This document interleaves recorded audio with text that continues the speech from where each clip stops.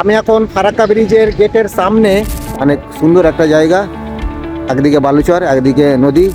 স্কুলের ছোট ছোট বাচ্চাগুলো এসেছে পিকনিক করার জন্য, এখানে স্কুলের পক্ষ থেকে নিয়ে আসা হয়েছে।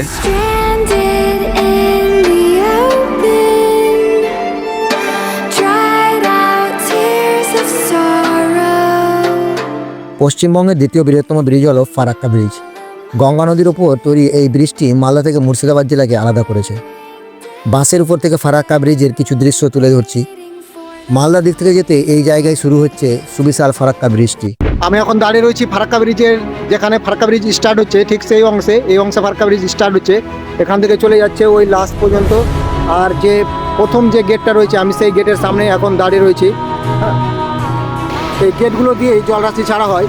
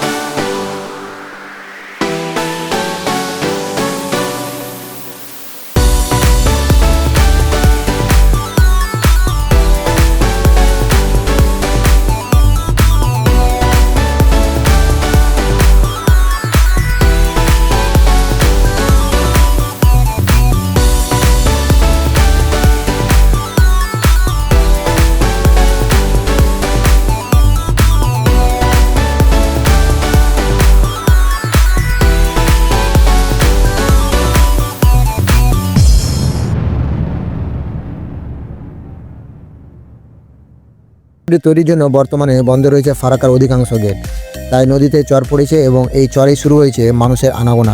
তৈরি হয়েছে নতুন পিকনিক স্পট। এবার আপনাদের সামনে তুলে ধরি নতুন পিকনিক স্পটটি। চলুন নতুন পিকনিক স্পটটি ঘুরে দেখা যাক। স্কুলের ছোট ছোট বাচ্চাগুলো এসেছে পিকনিক করার জন্য, এখানে স্কুলের পক্ষ থেকে নিয়ে আসা হয়েছে। দেখছেন এখানে বেশ কয়েকটি গাড়ি এসেছে। এখানে একটি টোটোতে করে এসেছে বাচ্চারা, ওখানে একটি ডিজের গাড়ি লেগে আছে। খুব ভালো একটা পিকনিক স্পট এখানে তৈরি হয়েছে। আগে যদিও এই জায়গাটাতে আসা বারণ ছিল, আসতে দিত না, তবে বর্তমানে সবাই আসছে, সকলে আসছে।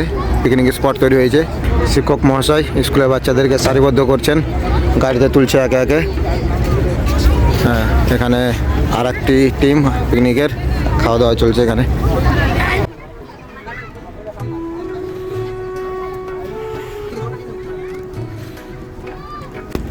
এখানে প্রাকৃতিক দৃশ্যটা কিন্তু অসাধারণ। ডুবে যাওয়া সূর্যটা দেখতে সত্যি অসাধারণ লাগছে।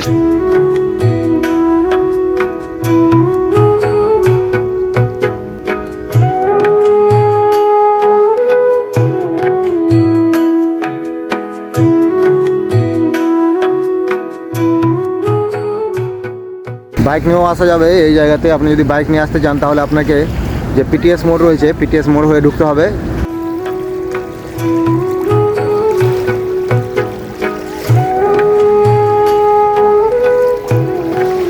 এই মাত্র সূর্যটা ডুবে গেল, ডুবতে থাকা সূর্যের দৃশ্যটা খুব ভালো লাগছিল। তবে এখানে যে বিশাল জলরাশি, এটাও আপনাকে কিন্তু খুব ভালো লাগবে। আপনি যদি ফারাক্কা স্টেশনের দিক থেকে বা মালদা দিক থেকে আসেন তাহলে আপনাকে পিটিএস মোড়ে দাঁড়াতে হবে। পিটিএস মোড় থেকেই নতুন ফারাক্কা ব্রিজ যেখানে তৈরি হচ্ছে ওইদিকে বলবেন, কাউকে জিজ্ঞেস করবেন, সেখানে টার্ন নেবেন, নিয়ে আপনি সোজা রাস্তা ধরে ব্রিজের, নতুন ফারাক্কা ব্রিজের নিচে দিয়ে চলে আসবেন। এসেই একেবারে শেষে দেখবেন পিকনিক স্পট। হ্যাঁ, এখানে জল জমে রয়েছে, অনেক সুন্দর একটা জায়গা। একদিকে বালুচর, একদিকে নদী।